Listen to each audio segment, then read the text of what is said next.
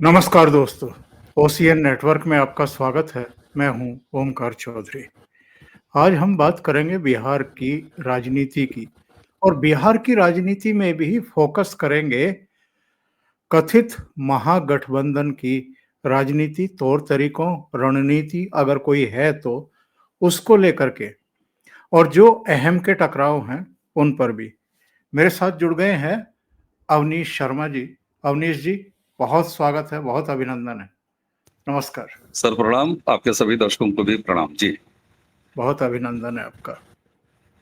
तो साहब, ये राहुल गांधी मोटरसाइकिल पर तेजस्वी के साथ साथ घूम सकते हैं, 15-16 दिन तक एक ही व्हीकल पर सवार होकर के आगे पीछे खड़े होकर के वोट अधिकार यात्रा निकाल सकते हैं, साथ साथ बैठ करके खाना भी खा सकते हैं, उस समय तो प्रेस कॉन्फ्रेंस भी कर सकते हैं। लेकिन बाद में ऐसा क्या हो गया कि अब प्रेस कॉन्फ्रेंस अगर साझा करनी पड़ रही है, ये दिखाना पड़ रहा है कि हम एक ही हैं, तो इसके लिए अशोक गहलोत, पवन खेड़ा जैसे लोगों को और अल्लावरू वगैरह को, इन सबको क्यों भेज रहे हैं राहुल गांधी? खुद क्यों नहीं आए इस प्रेस कॉन्फ्रेंस के लिए? बिल्कुल सर, देखिए, राहुल गांधी ने एक ट्रैप बिछाया था और उस ट्रैप में बड़े आराम से तेजस्वी और लालू की पूरी राजनीति, जब मैं तेजस्वी कह रहा हूं तो लालू के राजनीति की विरासत और खुद लालू का अब तक का जितना भी राजनीतिक कौशल्य था वो सारा कुछ बड़े आराम से फंसता चला गया। ये कहानी आज से नहीं शुरू है सर। राहुल और सोनिया गांधी ने या सोनिया कांग्रेस ने ये ट्रैप 2004 से 2009 के दौरान, जब रेल मंत्री बना के रखा था अपनी सरकार में, उस समय से बिछाया सर। क्योंकि ये निश्चित तौर पर सिद्ध है कि राहुल गांधी के सामने कम से कम लालू प्रसाद यादव या सोनिया गांधी के सामने भी लालू प्रसाद यादव उस स्तर के मजे हुए राजनीतिक व्यक्ति हैं जिन्होंने हर तरह के उतार चढ़ाव देखे हैं, हर तरह के खाने खोमचे देखे हैं, हर तरह की अवसरवादिता देखी है, चाहे वो पैसा कमाने में, भ्रष्टाचार करने में हो। मैं अगले 1 मिनट में केवल कुछ पॉइंट्स रख दूंगा कि ये कहानी कितनी पुरानी है, 2004 से 2009 में क्यों कह रहा हूं सर। ये वही समय है जब सबको याद होगा मनमोहन सिंह सरकार, जो कि खड़ाऊ शासन चलाते थे सोनिया की, और उस समय राहुल गांधी की हैसियत केवल मालिक या मालिकान के बेटे और एक कांग्रेसी सांसद के अलावा, इसके अलावा कुछ नहीं थी। लेकिन सेठ का बेटा भी सेठ होता है, सेठ की औलाद भी सेठ होती है कामगारों के लिए। हम सबको याद है ना सर कि कैबिनेट ने मनमोहन के एक ड्राफ्ट अप्रूव किया था और उस ड्राफ्ट की कॉपी को राहुल गांधी ने बकवास कहते हुए फाड़ को फेंक दिया था। ये जी, जी। सबको याद होना चाहिए। वो कौन सा बिल था सर? वो यही बिल था जब चारा घोटाले के 5 मामलों में सजाएं तय हो रही थी और अब ये तय था कि लालू प्रसाद यादव को सजाएं हो जाएंगी। इससे पहले लालू प्रसाद यादव ने बड़ी स्मार्टली, जब वो जेल गए तो राबड़ी को चीफ मिनिस्टर बना के चले गए। सोनिया और राहुल की कांग्रेस ये देख रही थी कि ये आदमी कितना शातिर, कितना चालाक है कि इसने अपनी एक अनपढ़ बीबी को भी बिहार की गद्दी सौंप दी और बिहार अभिशप्त रहा उसको स्वीकार करने के लिए राबड़ी काल में। तो मनमोहन सिंह सरकार ने लालू प्रसाद यादव को एक सेफ पैसेज देने के लिए वो बिल ले आए थे जिसमें रिलैक्सेशन था, लेकिन राहुल ने उसको फाड़ा। फाड़ने के बाद वो बिल रिवाइज हुआ और अंततः उसी बिल के प्रावधान के तहत लालू प्रसाद यादव की चुनावी राजनीति समाप्त हो गई। वो न सिर्फ कन्विक्ट हुए बल्कि समाप्त हो गई। लेकिन अभी सोनिया और राहुल की कॉन्स्पिरेसी इतने ही तक जाके समाप्त नहीं हुई थी, क्योंकि केवल उस परिवार से अकेले लालू प्रसाद यादव के यहां पर लिखा गया था चारा चोर, लेकिन उनकी वरासत अभी बाकी थी। राबड़ी देवी, जो कि एक्स चीफ मिनिस्टर थी, एक बार बन चुकी थी, यानी राजनीतिक संभावनाएं राबड़ी में भी थी। उस समय तेजस्वी छोटे थे, तेजस्वी से ज्यादा सक्रिय अगर सबको याद हो तो मीसा भारती थी, जो सबसे बड़ी लड़की। उसके बाद आता है लैंड्स फॉर जॉब घोटाला। प्रधानमंत्री मनमोहन सिंह उस समय कहा करते थे कि साहब ये रेनकोट पहन के बाथरूम में नहाने वाले मनमोहन सिंह। बड़े खामोशी से सोनिया कांग्रेस ने, जिनके हाथ में रिमोट था, आराम से लालू प्रसाद यादव को रेल बेचते, कमाते, खाते, हर तरह का करप्शन करते हुए देखती रही और करने दिया। करप्शन किया इन्होंने लैंड्स फॉर जॉब, और लैंड्स फॉर जॉब में उसी कांग्रेस दौरान के सरकार के दौरान ही मुकदमा दर्ज हुआ और उसके बाद एफआईआर लिखी गई और मामला शुरू हुआ। नाम अगले दो कौन से आए सर? लालू प्रसाद यादव, लालू प्रसाद यादव के साथ उनकी पत्नी राबड़ी देवी और उनकी सबसे बड़ी लड़की मीसा भारती। और इस तरीके से सोनिया और राहुल ने बंदोबस्त कर दिया कि अकेले लालू प्रसाद यादव के चेहरे पर चाराचोर नहीं लिखा रहेगा। अब लैंड्स फॉर जॉब में राबड़ी देवी भी एक्यूज और मीसा भारती भी एक्यूज। यहां तक मामला होता तो ठीक था सर, चलिए। लेकिन अभी भी ये कॉन्स्पिरेसी सोनिया और राहुल की समाप्त नहीं हुई। उसी 2004 और 2009 के टेन्योर के दौरान उसी मनमोहन सिंह सरकार के रहते हुए अपने हाथ में पूरी सरकार का रिमोट रखते हुए सोनिया गांधी और राहुल की कांग्रेस ने बड़े आराम से लालू को आईआरसीटीसी घोटाला भी करने दिया। आज सारे लोग कह रहे हैं, राजनीतिक जितने भी विश्लेषक हैं या हम लोग जहां भी बात करते हैं और अध्ययन करने के बाद कि साहब आईआरसीटीसी घोटाला तो बिल्कुल ओपन एंड शट केस है। सर ये open and shut case corruption का करने दिया गया, कारण ये क्योंकि लालू, राबड़ी और मीसा तो फंस चुके थे, लेकिन अभी राजनीतिक विरासत वाला तेजस्वी बाकी था। और जब आईआरसीटीसी घोटाला आता है तो उसके बाद लालू परिवार में लालू प्रसाद यादव ऑलरेडी कन्विक्टेड, उसके बाद Rabri Devi lands for job, Misa Bharti lands for job, IRCTC आते आते ये सारे के सारे नाम एक साथ होते हैं और उसमें शामिल हो जाता है तेजस्वी का नाम। अब यहां पर तेज प्रताप का प्रारब्ध कह लीजिए या उसके साथ की गई बेईमानी कह लीजिए, अगर लालू ने उस कंपनी जो लीला है उसमें अगर बना दिया होता डायरेक्टर, तो आज तेज प्रताप के नाम भी एक एफआईआर होता और आईआरसीटीसी घोटाले में वो भी शामिल होते।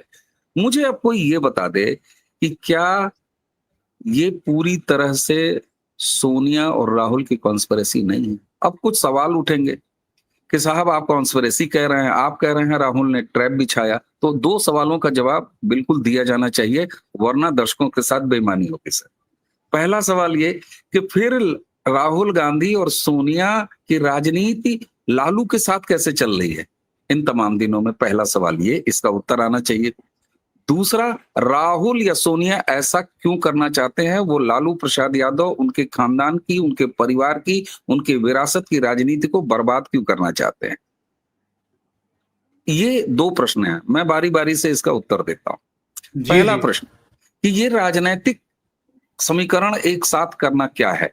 सर ये वही है, दो लाइनें मुझे याद आती है कि खंजर से करो बात न तलवार से पूछो, मैं कत्ल हुआ कैसे मेरे यार से पूछो। तो साथ रह के जितनी गद्दारी और जितने शानदार तरीके से काम, और सोने में सुहागा 2014 से नरेंद्र मोदी का राष्ट्रीय राजनीति में उदय। नरेंद्र मोदी ने न जाने कितने विपरीत ध्रुवी तत्वों को एक साथ इकट्ठा कर दिया। उत्तर प्रदेश में हमने मायावती और अखिलेश यादव सपा को एक साथ लड़ते हुए देखा। तो ये करीबी थी और करीब रहते हुए उन्होंने कैसे खत्म किया, तेजस्वी की राजनीति कैसे खत्म किया सर? एसआईआर के बहाने जो राहुल ने वहां यात्रा निकाली बिहार में, इससे ठीक पहले हम सभी की नजर में तेजस्वी एज ले रहे थे बिहार की आने वाले चुनाव में, जो अब बिल्कुल चुनावी माहौल बन चुका है। लेकिन कोई मुझे ये बता दे कि क्या राहुल गांधी किसी प्रदेश के मुख्यमंत्री पद के दावेदार हैं? नहीं, उनको किसी प्रदेश की सरकार और उसमें मुख्यमंत्री बनने से कोई मतलब नहीं है। वो पैदाइशी देश के पीएम अपने आप को समझते हैं, उनके लिए राष्ट्रीय राजनीति है। अब राहुल गांधी ऐसा करना क्यों चाहते हैं, क्यों बर्बाद करना चाहते हैं? सर कांग्रेस नीचे कब गई? कांग्रेस पूरे देश में नीचे तब गई जब उत्तर प्रदेश में मुलायम सिंह यादव उनके मुस्लिम वोट बैंक को अपने पास ले गए। ठीक उसी समय काल में लालू प्रसाद यादव का उदय होता है बिहार में। और बिहार में भी वही दोहराया जाता है। कांग्रेस का जो मूल कोर वोट बैंक था, मुस्लिम वोट बैंक, उसको आरजेडी ने अपने पास शिफ्ट किया। ये सिर्फ यूपी और बिहार में ही नहीं हुआ। ममता बनर्जी, अगर आप वेस्ट बंगाल देख लीजिए, तो 32 साल लेफ्ट के शासन के बाद ममता बनर्जी ने जब हथियाया, जो कि खुद कांग्रेस डीएनए से निकल के गई थी, उन्होंने भी लेफ्ट के कॉर्डर को अपने पास लिया और उसी के साथ साथ मुसलमान के कॉम्बिनेशन को बनाया और कांग्रेस वेस्ट बंगाल में।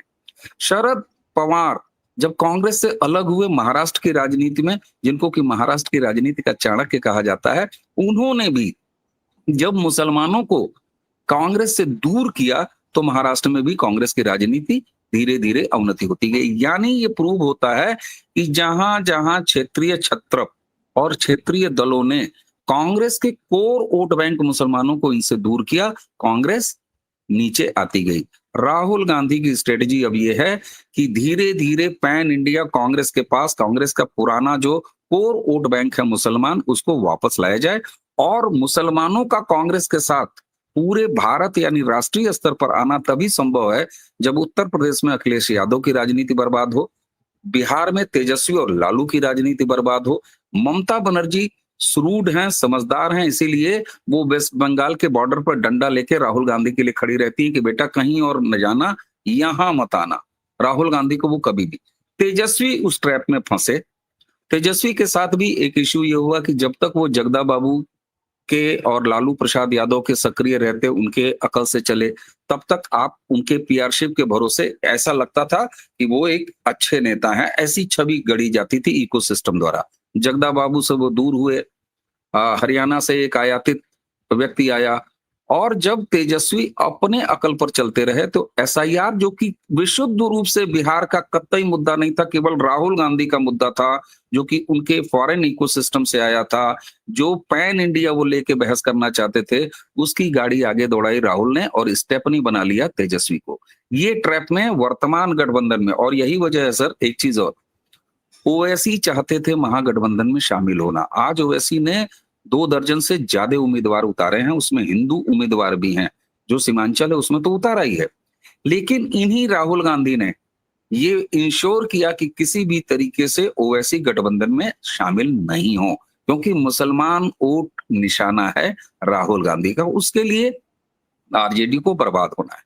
महागठबंधन में अभी तक आप देख लीजिए, हम लोग जब ये वीडियो रिकॉर्ड कर रहे हैं, आपने थोड़ा सा शिफ्ट किया कि प्रेस कॉन्फ्रेंस हो जाने दो। मेरे सूत्र ये कहते हैं कल शाम से प्रेस कॉन्फ्रेंस अभी शुरू जरूर हुई है, लेकिन सिर्फ तेजस्वी का फोटो है, ये अलग चीज है। अब कहीं आके तेजस्वी को ऐसा लग रहा है, लेकिन अब खेल बिगड़ चुका है। राहुल गांधी सफल हो चुके हैं, उन्होंने तेजस्वी की संभावना को बिहार में समाप्त करने में सफलता पा ली है।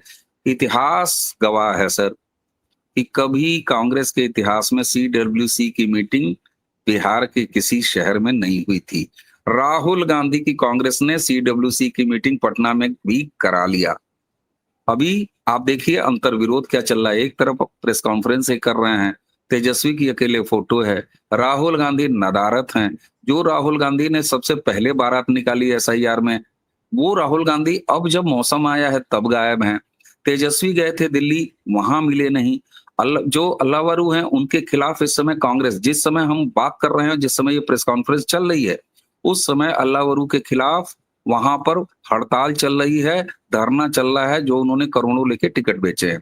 तो राहुल गांधी पूरी तरीके से गठबंधन की राजनीति को ध्वस्त करना चाहते हैं। असली निशाना उनका ये है, उनको बिहार चुनाव से कोई मतलब नहीं है।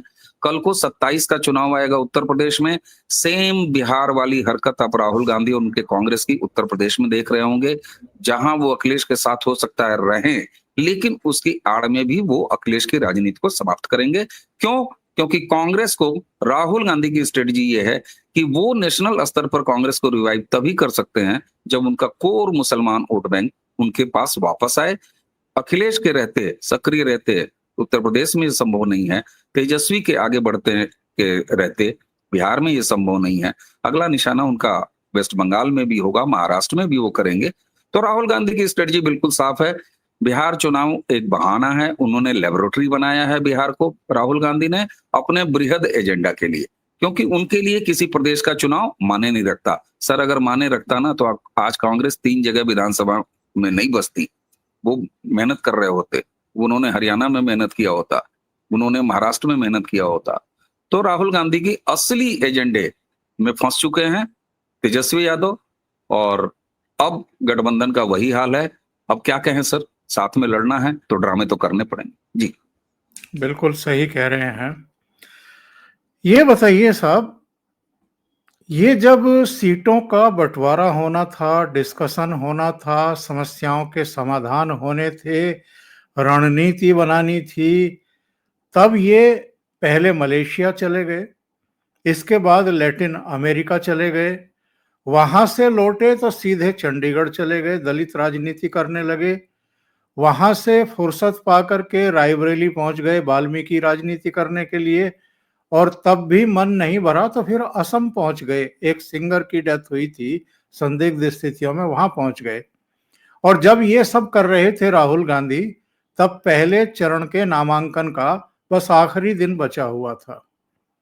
सीटों का कोई तालमेल नहीं हुआ, कौन कितनी सीटों पर लड़ेगा, कौन कौन सी सीटों पर लड़ेगा, ये भी तय नहीं हुआ था।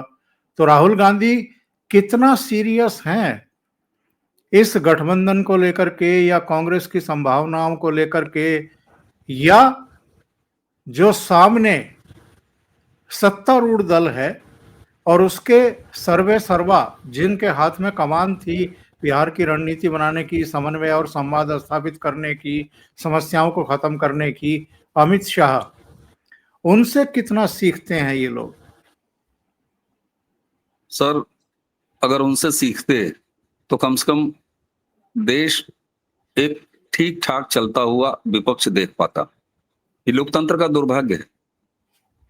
अगर ये केवल सत्ता पक्ष से ही सीख लेते कि कैसे पार्टी चलाई जाती है, कैसे एक एक सीट के लिए मेहनत की जाती है, कैसे खुद अमित शाह इसी बिहार में जो असंतुष्ट लोग हैं उनको मना रहे हैं, उनको मैनेज कर रहे हैं।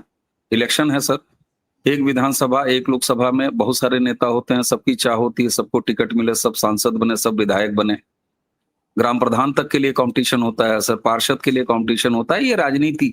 और जिस पार्टी से जितने ज्यादा उम्मीदवार हों, अगर उसको राजनीतिक रूप से देखा जाए तो फिर ये तो मजबूती बताता है कि उनके पास साहब सांसद के कैंडिडेट कितने हैं, विकल्प कितने मौजूद हैं। जहां असंतुष्टों ने वो पर्चा भर दिया था, खुद अमित शाह ने 1 to 1 बात करके उन लोगों से पर्चे वापस कराए हैं। एक तरफ ये सक्रियता है, दूसरी तरफ आपने कोलंबिया की बात कही। इसीलिए मैं कह रहा हूं कि राहुल गांधी की लिस्ट में बिहार विधानसभा चुनाव और कांग्रेस का प्रदर्शन ये कहीं है ही नहीं, बिल्कुल नहीं है सर। कोई मुझे ये बता दे कि जो व्यक्ति अपने एसआईआर जैसे फर्जी झुंझुने को बजाने के लिए लगातार पदयात्राएं करता रहा, मोटरसाइकिलों पर चलता रहा, यानी उसने अपने हिस्से का जो खाना था वो खा लिया। उन्हें एसआईआर को इंटरनेशनली लेके जाना था। अभी फेज आएगा, लगभग 1 दर्जन के आसपास कांग्रेसी इकोसिस्टम के पत्रकार इस समय क्लासरूम ट्रेनिंग ले रहे हैं अमेरिका में। रमेश कुमार से लेके तमाम ऐसे नाम हैं जो वहां पर हैं। आप उन्हें वापस आने दीजिए sir, they will return back with a heavy assignment in their bags, so they will start like anything. Rahul Gandhi उस लेवल की राजनीति कर रहे हैं, उनके लिए वो प्रधानमंत्री हैं सर। रोज रात को सोते समय वो शपथ लेते हैं, सपने देखते हैं, सुबह उठ के वो सपना टूट जरूर जाता है, क्योंकि सामने एक हिमालय जैसा व्यक्तित्व और एक पार्टी नरेंद्र मोदी की खड़ी है।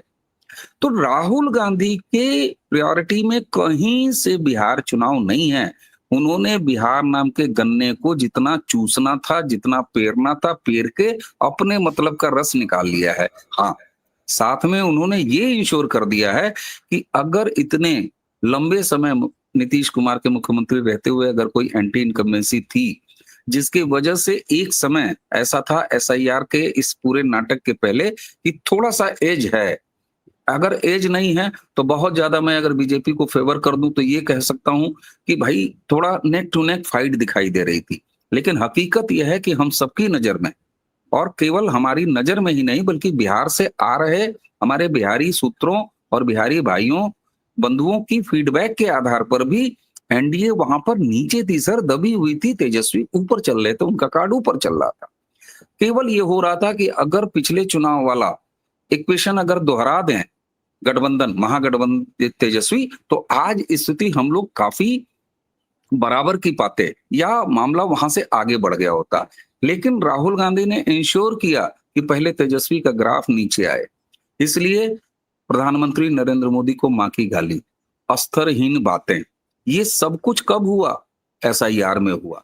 राहुल गांधी आगे बैठे रहे, तेजस्वी को स्टेपनी बनाया और ये सारी मानसिक दरिद्रता और वहीं से एक माहौल वो शुरू हुआ। आप मुझे ये बताइए सर, क्या जरूरत आन पड़ी थी तेजस्वी यादव और आरजेडी को कि वो एसआईआर के मुद्दे पर इनके साथ हों, जबकि बिहारी इतना सजग नागरिक होता है कि वो अपने एक एक वोट को सहेज के रखता है। एसआईआर को लेके कोई मुद्दा बिहार में था ही नहीं, पहले दिन से नहीं था। उसने और तेजस्वी के खिलाफ एक माहौल बनाया और राहुल वोट गांधी ने ये चोरी माहौल बनवाया। वोट चोरी करके चारा चोरी याद दिला दी लोगों को। चारा चोरी याद दिला दी और लालू प्रसाद यादव तेजस्वी की राजनीति चोरी कर ली बिल्कुल। राहुल गांधी ने, और अपने मतलब का सामान वो लेके बिहार से निकल चुके हैं। अब उन्हें least concern is regarding Bihar, उनका काम हो चुका है। हाँ, कुछ पैसे अगर उनके साथियों को कमाने थे, अल्लावरू और तमाम जैसे लोगों को, उन्होंने कमा लिया है। और अब उन्होंने अशोक गहलोत को जो भेजा है वहां पे, वो केवल इसलिए कि कम से कम एक कोई साझा तस्वीर लालू प्रसाद यादव के साथ आ जाए कांग्रेसी की। इसको कहते हैं सर, आपको पता है, जब कोई कर्जदार होता है ना सर, और जब कर्जा उधार मांगने वाले जब दरवाजे पर चढ़ आते हैं ना सर, तो अक्सर आपने देखा होगा जो मेन मुखिया होता है वो दाएं बाएं या कहीं बाथरूम में सरक जाता है या इधर उधर निकल जाता है गाड़ी लेके। और घर पर कौन मिलता है? पत्नी मिलती है, बेटे, बच्चे, और वो कहते हैं नहीं साहब इधर उधर, या दादाजी मिल जाते हैं। तो गहलोत जी को वही दादाजी बनाया है घर का पिता कि भैया जाओ लालू के साथ एक फोटो खिंचवा लो ताकि कागज पर ये लगे। मुझे ये लगता है कि एक प्रश्न सबके मन में उठना चाहिए और इस पर बात जरूर होनी चाहिए। लालू प्रसाद यादव जैसे राजनीतिक आदमी को ऐसा क्या हो गया है? तो सर मुझे लगता है कि लालू प्रसाद यादव पूरी तरीके से स्वास्थ्य उनका खराब हो चुका है। आप देख रहे होंगे वो ना बोलते हैं, ठीक है, वो टहलते हुए नजर आते हैं, कोर्ट में पेशी पे जाते हैं तो व्हील चेयर पे हो जाते हैं, फिर घर पे गाड़ी रुकती है तो कूदते फलांगते हुए पैदल चले जाते हैं। ये अलग इशू है। ये तो ड्रामा उनके राजनीति का पार्ट रहा है शुरू से, चाहे उनकी हेयर स्टाइल रही, चाहे गवई अंदाज रहा हो। लेकिन करोड़ों करोड़ों अरबों की भूख उनकी कभी समाप्त नहीं होती थी। ऐसे कौन से वो दिखाते थे कि दातून करते, भूजा खाते, सतुआ खाते, लेकिन अरबों अरबों रुपए कमाने की फिर चाह सतुआ वाले को क्यों रही सर? तो ये उनका एक दोगला फेस है, जो मेरे पिताजी बड़े अच्छी बात कहते थे लालू की राजनीति के बारे में। वो कहते थे is a very smart person. ये हेयर स्टाइल इसने जानबूझ के बना रखी है। ये जब बाहर आता है तो ये कंघी आगे की तरफ मारता है और अपने बालों को ऐसे ऐसे करके आता है। ये गेटअप इसका, ये लालू प्रसाद यादव का मेकअप है, ये उसकी स्टाइलिंग है। तो लालू को पता था कि ये बिकेगा क्या बाजार में, और उन्होंने सक्सेसफुली बिहार के राजनीतिक बाजार में अपने आप को बेचा, अपनी छवि को बेचा भी, जो गंवई सो कॉल्ड फर्जी छवि। सर राहुल गांधी का उद्देश्य बिहार से पूरा हो चुका है। अगला निशाना उनका उत्तर प्रदेश है। आपको ये देखने को मिलेगा। इसलिए आप या हम अपेक्षा करते रह जाएं, हम लोग कितने बड़े भी शुभचिंतक हो जाए महागठबंधन के कि अरे भाई कुछ तो कायदे से लड़ रो एनडीए से, तो क्या करेंगे सर? जब राहुल गांधी वहां से निकल चुके हैं, उन्होंने टिकट वहां का कटा लिया है वापसी का, उनका काम पूरा हो चुका है। ये अशोक गहलोत को क्यों भेजा गया है ये तो आपने बताया, लेकिन ये काम जो अशोक गहलोत ने किया है और 23 अक्टूबर तक इंतजार करने के बाद किया है, यानी प्रेस कॉन्फ्रेंस में कहा गया कि तेजस्वी यादव ही सीएम फेस होंगे। और ये साहनी काम को राहुल डिप्टी सीएम भी कर दिया। हाँ, ये राहुल गांधी क्यों नहीं कर सकते थे आकर के? ये अशोक गहलोत से क्यों कहलवाया, इनसे क्यों राहुल गांधी क्यों नहीं कर सकते थे ये काम? सर वो संकेत देना चाहते हैं कि मैं तेजस्वी में इंटरेस्टेड नहीं, मैंने एक अपने स्टाफ को भेज दिया है। सर ये बताइए, कोई राष्ट्राध्यक्ष आता है तो इंटरनेशनल डिप्लोमेसी में ये संकेत इसी तरह तो दिए जाते हैं, किसी जूनियर मंत्री को या किसी जूनियर ऑफिसर को रिसीव करने के लिए भेज दिया जाता है। यह स्पष्ट है कि राहुल गांधी ने ये संकेत दिया है अपने कांग्रेसियों को। अगर ऐसा नहीं होता तो एक तरफ ये सो कॉल्ड दिखावे की प्रेस कॉन्फ्रेंस हो रही है और दूसरी तरफ कांग्रेस के हेडक्वार्टर पर धरना, अनशन प्रदर्शन और कपड़ा फाड़ना चालू है सर। ये क्या है? 12 ऐसी सीटें हैं जहां पर आप फ्रेंडली फाइट की बात कर रहे हैं। फ्रेंडली फाइट क्या होती है? आप मुझे बताइए। एक तो सीट ऐसी है जहां पर आरजेडी का सिंबल लेके भाग गया और वहां पर साहनी का कैंडिडेट खड़ा है। वो सीट साहनी के हिस्से की है। अगला वापस नहीं कर रहा लालटेन, कह रहा है नहीं दूंगा, मैं चुनाव लड़ूंगा। अब अगर बताइए तेजस्वी की रैली अगर लग गई उस सीट पर, तो क्या आरजेडी के खिलाफ वो प्रचार करेंगे? मीडिया तो इसको ब्रेकिंग बना सकती है, तेजस्वी करेंगे आरजेडी के खिलाफ प्रचार, करना पड़ेगा सर। तो ये केवल और केवल कंफ्यूजन की, और जो कुछ तेजस्वी इसको संभाल सकते थे, मैं बता रहा हूं, चाहे वो मुकेश सहनी के साथ हो, चाहे लेफ्ट पार्टी के साथ हो, इवन ओवैसी के साथ, केवल और केवल इन सारी चीजों पर लेट कराया है, डिस्टर्ब कराया है राहुल गांधी ने। राहुल गांधी ने आखिरी समय तक अड़ंगा लगाए रहा, और जब पूरी तरीके से ये बिखर गया है रायता, उसके बाद उन्होंने लास्ट में अपने एक कर्मचारी को भेज दिया। और अशोक गहलोत जैसे लोग, जो 10 जनपद के कर्मचारी के अलावा और कुछ नहीं है सर, उम्र भले अलग हो लेकिन ये देश अब 2014 से ये ऐसे लोगों को पहचान रहा है। तो राहुल गांधी ने साफ संकेत दिया है कि इज नॉट इंटरेस्टेड इन तेजस्वी। और आप मुझे ये बताइए, तेजस्वी को सीएम फेस घोषित कराने का क्या मतलब है भाई? क्या कांग्रेस वहां इस हैसियत में है कि वो चुनाव लड़ने के बाद अपना सीएम बना सकती है? तो अरे भाई, ये तो मानी हुई बात है कि तेजस्वी ही सीएम फेस हैं महागठबंधन के। तो ये तेजस्वी का अपना अहम है, और अब तेजस्वी उस रायते को बटोर रहे हैं, लेकिन इसमें असफल हैं। राहुल गांधी अपने मिशन में सक्सेसफुल हैं। तेजस्वी बुरी तरीके से यहाँ नौसिखिए नजर आए हैं, और संभवतः ये लालू के स्वास्थ्य की वजह से है कि लालू अब आए बाएं आए हैं, वो कुछ ज्यादा जान नहीं रहे। आपको ऐसा नहीं लगता है कि बिहार की राजनीति में अब मामला एक तरफा ही हो गया है पूरी तरीके से? क्योंकि मैं क्यों कह रहा हूं मैं ये, तेजस्वी यादव पर भी आरोप है, वो भी एक्यूज हैं, वो भी दागी हैं। लालू यादव का पूरे कुनबे का ही एक आपराधिक इतिहास अब बन गया है। लालू यादव को तो सजाएं हो चुकी हैं, हेल्थ ग्राउंड पर वो बाहर हैं। उनकी पत्नी यानी तेजस्वी की माताजी, इनकी बहनें, वो भी एक्यूज बन चुकी हैं। ये सारा एक आपराधिक रिकॉर्ड, और एक जब प्रधानमंत्री नरेंद्र मोदी सभाएं करेंगे तो वो फिर से वो सारा जंगल राज याद दिला देंगे। इसके अलावा वो ये भी बता देंगे कि लालटेन का युग तो भैया कभी का खत्म हो चुका। आजकल तो एलईडी बल्ब और पता नहीं बहुत सारी चीजें आ गई हैं, तो आपको आगे की तरफ देखना है या पीछे की तरफ देखना है। तो बहुत टफ इलेक्शन नहीं हो गया है इनके लिए, या इन्होंने बना नहीं लिया है? सर दूसरी तरह कहें तो इन्होंने उठा के ये पूरा इलेक्शन एनडीए के हाथ में दे दिया है और कह दिया है भैया जीत जाओ। इसलिए मैं बार बार कह रहा हूं, और मैंने जो पॉइंट्स रखे हैं आपने उसी को कंक्लूड किया अभी कि अब तो लालू प्रसाद यादव कन्विक्टेड, सजा याफ्ता, Rabri Devi open and shut case में फंस चुकी हैं, मीसा फंस चुकी हैं, तेजस्वी कभी भी सजा सुनाई जा सकती है। साफ है। क्या शानदार खेल खेला है राहुल और सोनिया ने लालू प्रसाद यादव के साथ। और अगर आप मुझे ये बताइए, महागठबंधन की राजनीति अगर बिहार में खत्म होती है तो उनका वोटर, जो मुसलमान वोट बैंक है, वापस जाएगा कि नहीं जाएगा कांग्रेस के पास? उसके पास और कोई विकल्प है क्या? नहीं है।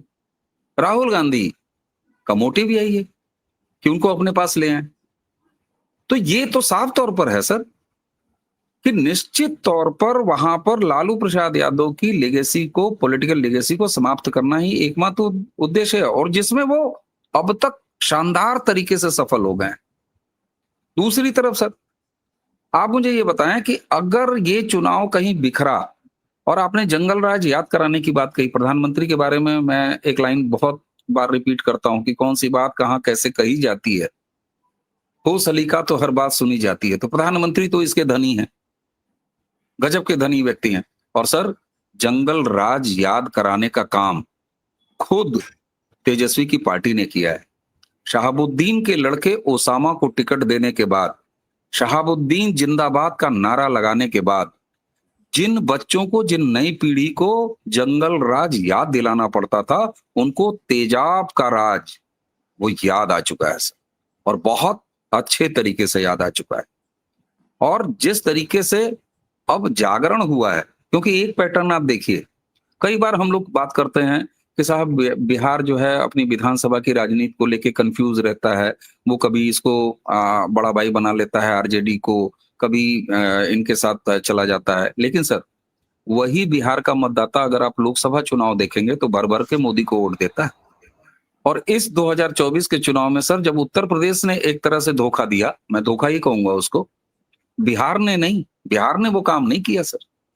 तो इसका अर्थ यह है कि विकास की राजनीति, डिलीवरी की राजनीति, इस पर विश्वास है और नरेंद्र मोदी ब्रांड पर विश्वास है। और नीतीश कुमार इस समय चूंकि एनडीए के साथ हैं, ज्यादा प्रतिबद्ध नजर आते हैं, मंचों पर उन्होंने संकेत दिया है, तो निश्चित तौर से जितनी भी योजनाएं अभी तक एनडीए ने घोषित किया है, तो बिहारी मतदाता को, बिहारी समाज को ये भरोसा है कि ये जो कह रहे हैं ये डिलीवर करेंगे, ये दे देंगे, क्योंकि ये दे रहे हैं। इसके खिलाफ अगर तेजस्वी जो अमाट बमाट जो आए बाएं शाएं तरह की घोषणाएं कर रहे हैं कि 2.5 करोड़ परिवारों को नौकरी दे देंगे, अभी उन्होंने कहा कि जीविका दीदी को हम 30,000 रुपया दे देंगे, 2 साल तक इंटरेस्ट फ्री लोन दे देंगे, तो उनको पता है कि आदमी तब इस तरह की बकवासें किया करता है जब वो जानता है कि हमारे आने की शून्य संभावनाएं है। याद कीजिए, राहुल गांधी ने तो, उनकी पार्टी ने तो ये एक गारंटी कार्ड दिया था ना, जिसको लेके मुस्लिम महिलाएं कांग्रेस के ऑफिसों में पहुंच गई थी 2024 के लोकसभा चुनाव के बाद। सवाल ये होता है सर कि किसकी कितनी ब्रांड इमेज है, और बिहारी मतदाता इसको लेके क्यों? क्योंकि बिहार ने अब महसूस करना शुरू कर दिया है सर कि उसे भी विकास की राजनीति चाहिए। और इस बार मैं आपको विश्वास दिलाता हूं, और ऐसा नहीं है कि मैं ओवर कॉन्फिडेंट होके बोल रहा हूं, लेकिन जाति बंधन टूटेंगे और खुद आरजेडी के वोट बैंक में भी एक बड़ी सेंध लगेगी और वो सीधे सीधे एनडीए की तरफ जाएगी। एक फैक्टर और प्रशांत किशोर एक्सपोज हो गए हैं, बहुत बुरी तरह एक्सपोज्ड आदमी हो गया वो। उसको समय रहते बिहारियों ने देख लिया है बड़े आराम से।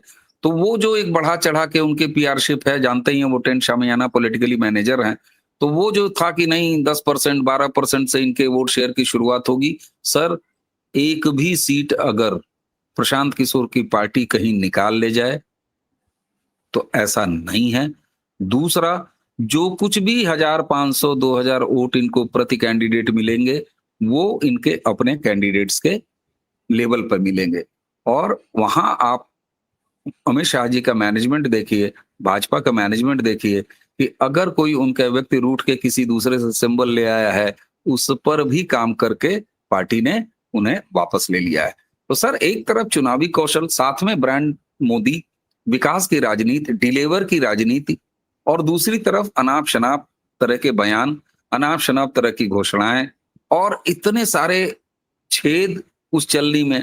तो सर, एक तो हमको वो याद आ जाता है विज्ञापन, जब उसी दाम में वही सफेदी और चमकार यहां मिले तो कोई इसे क्यों न ले, उसे क्यों ले। तो वही स्थिति है सर। मुझे लगता है कि ऑल टाइम लो महागठबंधन होने वाला है इस बार। बहुत बड़ी बात आप कह रहे हैं। और इस पे प्रशांत किशोर पे तो मैं आने ही वाला था, प्रोग्राम की क्लोजिंग मैं इसी से करना चाह रहा था।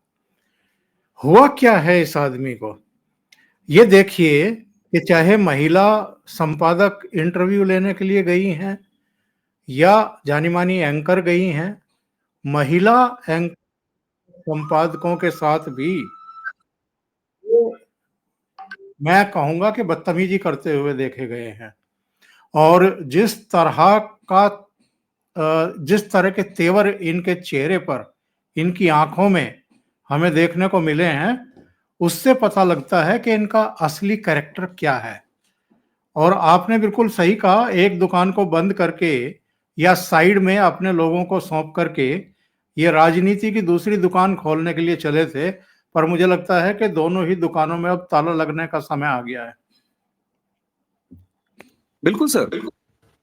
और एक चीज बताएं सर, जब व्यक्ति छिछला होता है और उसमें गहराई नहीं होती, और वो किराए की घोड़ी अच्छा सप्लाई करता है, वो टेंट शामियाना दूसरे लोगों के लिए, दूसरी शादियों के लिए महफिलें सजाता है। ऐसे लोगों की कोई जरूरी नहीं है कि अपने बच्चों की शादी में उनकी महफिलें उतनी ही शानदार तरीके से सजती। नहीं होता ऐसा सर। और यही हाल प्रशांत किशोर का है। प्रशांत किशोर ठेके पे काम कर सकते हैं, वो ठेकेदार व्यक्ति हैं, वो एक इवेंट मैनेजर हैं, गहराई नहीं है। और यही वजह है कि कहाँ कहाँ उन्होंने नहीं झांका और किस किस चौखट पर वो नहीं बैठे, लेकिन कहीं नहीं। अंततः उन्होंने सोचा चलो अपनी दुकान खोल लें, लेकिन जब गहराई नहीं है तो फिर खुद की कलई इसी तरह खुल रही है। और आपने बिल्कुल सही कहा सर, इस जैसे व्यक्ति का सही समय पर एक्सपोज हो जाना बिहार के लिए बहुत शुभ है, क्योंकि ये बिहार का केजरीवाल बनने के प्रयास में था। लेकिन एक चीज और है सर, केजरीवाल ने भारत को एक चीज दिया है सर, हमको एक चीज दे दिया है। अगले कम से कम 3-4 दशकों में नई राजनीति के नाम पर कोई नौटंकी अब जनता उतने आराम से ग्रहण नहीं करेगी, क्योंकि उसने केजरीवाल को देख लिया है। एक ऐसा कांड विश्वनाथ प्रताप सिंह करके चले गए थे, जब वो क्वाइल्ड वाली छोटी नोटबुक अपनी जेब में रखते थे, कहते थे सबका नाम इसमें है, सबका नाम इसमें है, जब वो जनमोर्चा चलाया करते थे। उसके बाद से अरविंद केजरीवाल और बिहार के प्रबुद्ध जनता को मैं साधुवाद दूंगा कि उन्होंने समय से पहचान लिया। और खुद इसमें प्रशांत किशोर का को क्रेडिट जाता है कि उन्होंने अपने कपड़े फाड़ के अपने आप को जाहिर कर दिया। और रही सही कसर इन्होंने पूरी कर दी, राघोपुर से भाग खड़े हुए। और अजीत अंजुम ने एक शो में ये कहा, उसका वायरल हो रहा है, वो पीस छोटा सा है, जिसमें वो कह रहे थे कि जिस दिन ये राघोपुर गए तो करीब 130-40 गाड़ियों के काफिले के साथ गए। तो मैं भी इस जिज्ञासा में इसके पीछे पीछे हो लिया कि जरा देखूं वहां का नज़ारा क्या बनता है। और जब ये वहां पहुंचे और ये गाड़ी से उतरे तो उन्हीं गाड़ियों में से 30-40 लोग इनके साथ चल रहे थे, और बहुत सारी गाड़ियों में से कोई उतरा ही नहीं, और लोकल कोई आया नहीं मिलने के लिए। यानी जो भी चल रहे थे इनके साथ, वो गाड़ियों से उतर करके जो ये लेकर के गए थे वही चल रहे थे, लोकल कोई इनके पास नहीं आया। तो इन्होंने देख लिया कि यहाँ तो ये दिन रात पसीना भी बहाएंगे, तो 1,500-2 हजार वोट मिल जाए तो बहुत बड़ी बात है। इससे बड़ी बेइज्जती इनकी होगी नहीं कि ये 2014 में नरेंद्र मोदी को प्रधानमंत्री बनवाने का दावा करते हैं, कई राज्यों में सरकारें बनवाने का दावा करते हैं, और खुद की औकात क्या है ये पूरी तरह एक्सपोज हो जाते, और उसी दिन इनकी राजनीति खत्म हो जाती। खत्म तो आज भी है सर। अब ये व्यक्ति आपको बहुत जल्दी दूसरे व्यवसाय, अपने पुराने व्यवसाय में लौटा हुआ दिखाई देगा, कहीं ना कहीं जुगाड़ लगा के ये किसी और दूसरे के लिए कैंपेन कर रहा होगा। इसने एक व्यापार का जुआ खेला था कि शायद कुछ पैसों से एक राजनीतिक कैरियर लॉन्च हो जाए, जो कि समय रहते ही समाप्त हो गया। और सबको गाली दो, तेजस्वी को गाली दो, सम्राट चौधरी को गाली दो, नीतीश कुमार को कहो कि इनकी तो 25 सीट से ज्यादा आ जाए तो मैं राजनीति छोड़ दूंगा। मतलब कैसी कैसी बातें इन्होंने कही हैं, और इन्होंने किसी को नहीं तो करता था सर, केजरीवाल यही तो करता था। केजरीवाल सबकी डिग्री पूछता था, केजरीवाल सब पर आरोप लगाता था, थूकने और भागने की राजनीति करता था। तो ये सबकी डिग्रियां पूछ रहे थे, सबको 9 फेल बताते थे। तेजस्वी को, सम्राट चौधरी को बताया 10वीं पास नहीं, और जब खुद एक महिला पत्रकार ने पूछ लिया कि भैया तुम्हारी एजुकेशन क्या है, तो अपने कपड़े फाड़ने पर उतारू हो गए। तो ये छिछलापन है सर। भाग खड़े हुए, सवालों का जवाब नहीं दे पा रहे। बिल्कुल सस्ते केजरीवाल निकले सर, प्रशांत किशोर सस्ता केजरीवाल वर्जन। अवनीश जी, बहुत बहुत धन्यवाद आपका सर जुड़ने के लिए और इतना समय निकालने के लिए, बहुत महत्वपूर्ण मुद्दों पर चर्चा करने के लिए। और दर्शकों से निवेदन है कि अगर आप अभी तक आपने ये चैनल सब्सक्राइब नहीं किया है तो सब्सक्राइब कर लें, साथ में लगे बेल आइकॉन को जरूर दबा दें। वीडियो अच्छी लगी है, चर्चा अच्छी लगी है तो लाइक का बटन जरूर दबाएं और इसे फॉरवर्ड करें। अवनीश जी का चैनल है प्रारब्ध, और मुझे उसका परिचय भी देने की जरूरत नहीं है, उसको भी सहयोग करें और सब्सक्राइब करें। अवनीश जी, बहुत बहुत धन्यवाद। नमस्कार। प्रणाम सर। जय जय सिया। जय जय श्री राम।